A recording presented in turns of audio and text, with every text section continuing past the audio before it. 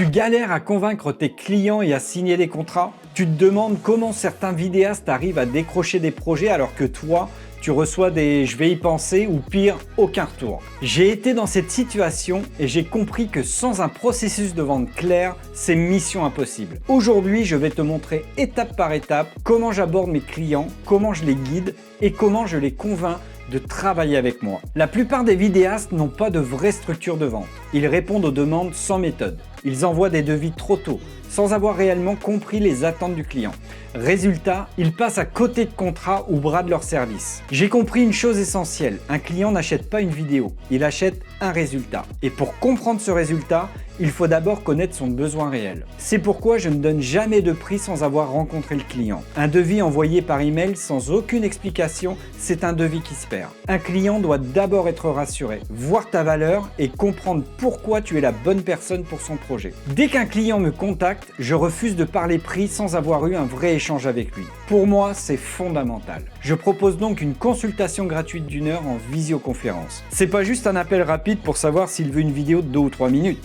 C'est un vrai échange où je découvre son entreprise, ses objectifs et ses attentes. Lors de cette rencontre, je pose des questions précises pour comprendre le client, son projet. Je veux savoir comment fonctionne son business, quels sont ses objectifs, qui sont ses concurrents et surtout ce qu'il attend réellement de la vidéo. Est-ce qu'il cherche à vendre un produit, à recruter, à améliorer son image de marque? En posant les bonnes questions, je m'assure qu'on est aligné dès le départ. À la fin de l'appel, je reformule ce que j'ai compris pour être sûr que tout est clair et je lui propose un deuxième rendez-vous quelques jours plus tard, où je lui présenterai une proposition commerciale détaillée. Au lieu d'envoyer un simple devis par email, je prends le temps de construire une proposition complète et professionnelle. Lors du deuxième rendez-vous, je présente un document soigné et structuré qui contient un résumé du projet, les objectifs définis ensemble lors du premier appel, un mood board pour lui permettre de visualiser le style de la vidéo, la méthode utilisée pour structurer la vidéo, un résumé détaillé du projet avec les étapes de production, le détail du prix avec une justification claire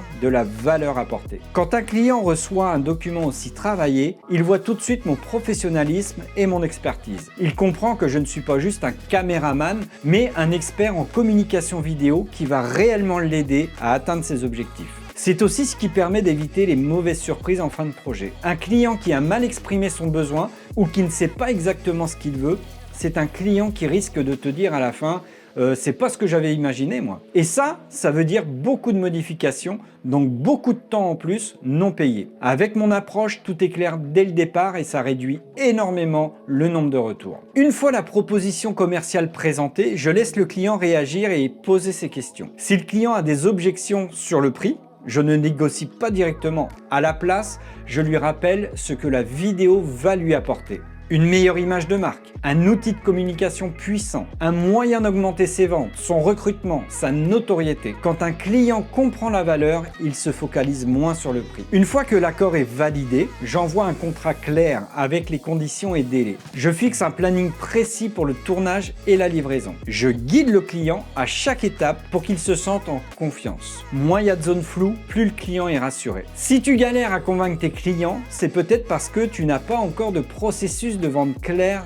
et structuré. Encore une fois, un client ne cherche pas juste une vidéo, il cherche un résultat. Si tu prends le temps de comprendre ses objectifs et de lui montrer que tu peux l'aider, il aura beaucoup plus confiance en toi. Applique cette méthode et tu verras la différence. Dis-moi en commentaire si tu as déjà un processus de vente ou si tu fais encore tout au feeling. Et surtout, abonne-toi parce que dans la prochaine vidéo, je vais t'expliquer comment fixer tes prix en tant que vidéaste sans te brader et sans perdre de clients.